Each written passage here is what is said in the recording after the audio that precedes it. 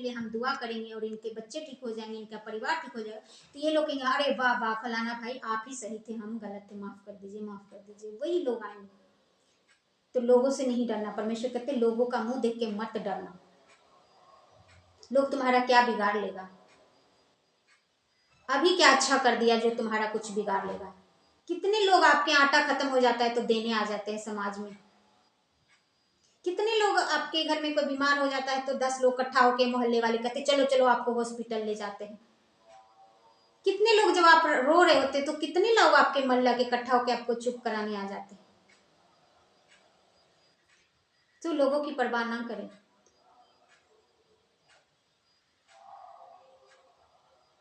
यीशु मसीह ने लोगों की परवाह नहीं की कि मैं इसी समाज में तुम्हें इज्जत कमा चुका था, यहाँ पे मुझे शर्मिंदा सहना नहीं। यीशु मसीह ने उस क्रूस को देखा कि परमेश्वर ने मुझे ये काम दिया है कि ये सब तुम्हें करना है, मौत को हराना है, ताकि जो हम सब हैं अमर हो सके।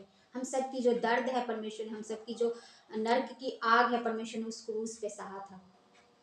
वो क्रूस क्या है? एक नर्क है। नर्क जैसा उन्होंने वो प्रोसीजर किया हमारे और आपके लिए, ताकि हम नर्क में ना जाए। हमारा वो जो नर्क जाने वाला काम था, जो हम जाते नर्क, हमारे साथ भी वैसा ही होता। परमेश्वर कहते क्षमा हो गया है तुम्हारा। लेकिन तब जब हम विश्वास करते हैं और यकीन करते कि हाँ यीशु मसीह वो हमारा ही नर्क था, अब हम गलती नहीं करेंगे, जो कर दिए सो कर दिए हैं, अब आगे से नहीं करेंगे। प्रभु कहते हैं फिर मैं तुम्हारा अपराध पीठ के पीछे फेंक दूंगा, मैं याद नहीं करूंगा। अगर तुम माफी मांग लोगे, तुम्हें यकीन हो जाएगा कि तुमने कुछ गलतियां की है, तुमसे कुछ हुआ है, तो मैं माफ कर दूंगा, मैं सजा नहीं दूंगा, मैं पीठ के पीछे फेंक दूंगा। अगर हम कोई चीज पीठ के पीछे फेंक दे तो हमें नहीं दिखाई देता है। कहते पूरब और पश्चिम जितना दूरी है मैं उतना दूरी कर दूंगा। पूरब और पश्चिम कभी मिल नहीं सकता आपस में।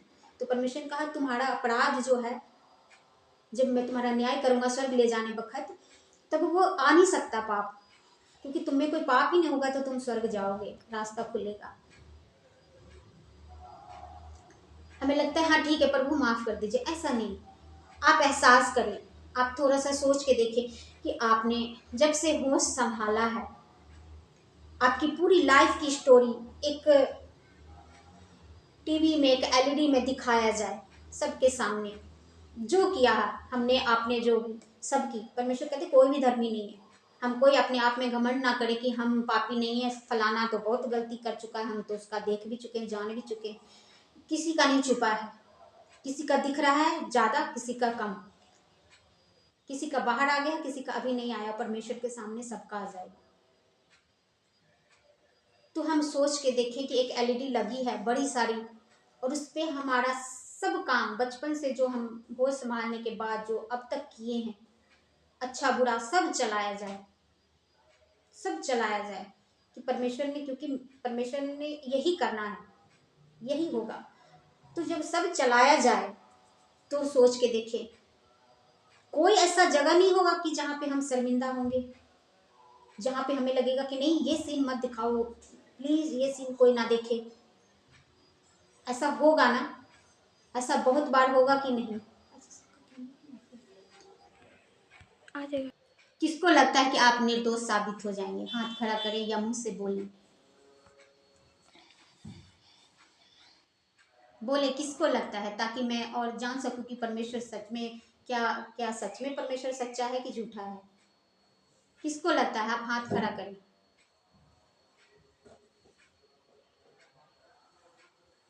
पवित्र हूँ, बहुत सारी आपने शिक्षा देखी होगी, बहुत सारा ज्ञान हो, लेकिन परमेश्वर जो ठोकता है, जो परमेश्वर अपने बच्चे को बनाता है ना, वो सबसे डिफरेंट है।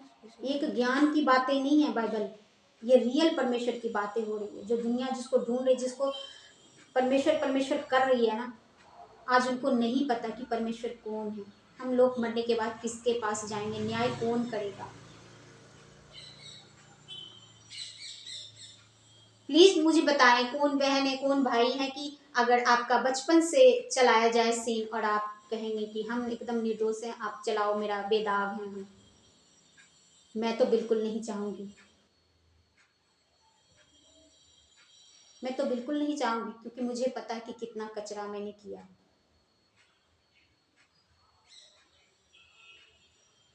सो अभी हमें बोलने में वो हो रहा है ना, लेकिन परमेश्वर कहते हैं जो बात, जो मान लेगा, जो स्वीकार कर लेगा अभी धरती पर कि हाँ परमेश्वर मैंने किया है, तो परमेश्वर कहते हैं उसका पाप मैं पीठ के पीछे फेंक दूंगा, उसका मैं वहां पे सीन नहीं चलाऊंगा, उसका मैं वो सीन वहां पे नहीं चलाऊंगा जो कुछ भी किया है उसने। वहां पे उसकी इंसल्ट नहीं होगी, वहां पे सब लोग जीवित होंगे, जो जितने धरती पर अभी हैं और मरेंगे, जो मर चुके हैं सब जीवित होगा, और तब परमेश्वर सिंहासन लगा के न्याय करेगा। तब परमेश्वर कहते जो अभी धरती पर मान लेगा, स्वीकार कर लेगा मुझे और मुझ पर विश्वास करेगा कि मैं तुम्हारे पापों को पीठ पीछे फेंकता हूँ, माफ करता हूँ, आज आगे से गलती मत करना, जो हो गया सो हो गया, मैं एक भी चैप्टर तुम्हारा नहीं खोलूंगा, कभी नहीं सवाल करूंगा, कभी कोई सीन नहीं दिखाऊंगा किसी को, मैंने फेंक ही दिया, पीठ के पीछे फेंक दिया, मुझे कुछ नहीं पता, दिखाई नहीं दे रहा तुम्हारा अपराध मुझे। लेकिन जो नहीं मानेगा, जो अभी यीशु मसीह को नहीं स्वीकार करेगा, नहीं विश्वास करेगा, उस सब का सीन चलाया जाएगा। और इसलिए कि इस परमेश्वर शर्मिंदा करने के लिए नहीं चला रहे हैं, ताकि हम और आप जज कर सके कि यीशु मसीह यहोवा परमेश्वर न्यायी परमेश्वर है, किसी को सजा दे रहा है तो ऐसे नहीं दे रहा है, उसकी गलती का दे रहा है, उसका सीन सारा चलेगा। तो न्याय कौन करेगा? हम और आप लोग न्याय करेंगे। परमेश्वर तब चुप रहेगा, परमेश्वर बताएगा, पूछेगा हम लोगों से ही, जो विश्वास कर चुके हैं और मन फिरा चुके हैं, परमेश्वर हम लोगों से पूछेगा कि बताओ इसका क्या किया जाना चाहिए, स्वर्ग जाने लायक है कि नरक। तब हम सच्चा न्याय करेंगे, झूठ नहीं वहां पे न्याय कर सकते। किसने बहुत गलतियां की और कहेंगे प्रभु इसको स्वर्ग भेज दो, कैसे? तब तो हम झूठे हो गए ना। जो न्यायाधीश होता है वो सच्चा होता है, वो न्याय करता है, वो पक्षपात नहीं करता।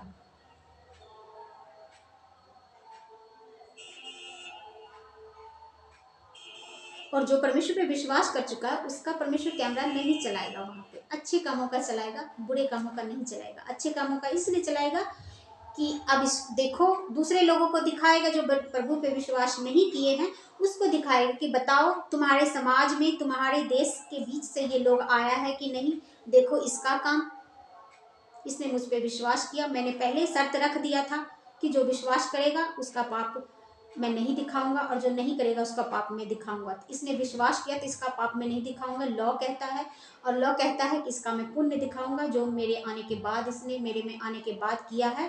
तो ये सारे काम देखो, तो जो हम परमेश्वर में आने के बाद जो सारे काम करते हैं वो हमारा स्वर्ग जाने लायक होता है, क्योंकि हम बुरे काम को छोड़ चुके होते हैं।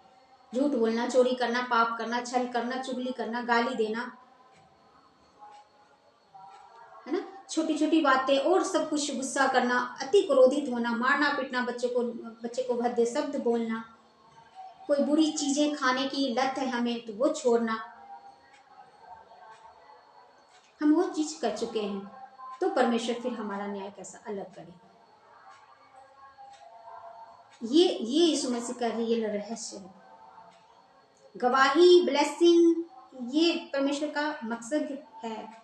ये तो परमेश्वर ऑटोमेटिक देगा ही देगा, ये कैसे छुपाएगा, वो कैसे रख लेगा। अगर हम अच्छे बच्चे बन जाएंगे तो कोई माँ बाप अपना आशीर्वाद, अपने धन संपत्ति हमसे कैसे छीनेगा? क्यों नहीं देगा वो हमें? सो सिर्फ गवाही गवाही पीछे ना दौड़े। आप सोचेंगे खाली गवाही मिल जाए, मिल जाएगी गवाही, लेकिन परमेश्वर आपको नहीं मिलेगा, क्या मंजूर है? गवाही दे देंगे, आप जो मांग रहे हो वो दे देंगे, लेकिन कहेंगे मैं तुम्हारे जीवन में नहीं रहूंगा, मैं तुम्हारा साथ नहीं दूंगा। क्या हमें ये मंजूर होगा? एक गवाही लेकर हम कितने दिन चला लेंगे? क्या हमें आगे नहीं चाहिए? आगे भी चाहिए, है ना। तो हमें परमेश्वर परमेश्वर करना है, हमें परमेश्वर परमेश्वर ढूंढना है। गवाही अपने आप आएगी। यीशु मसीह जब हमारे जीवन में होगा, यीशु मसीह जब होगा, तो गवाही कहाँ जाएगी?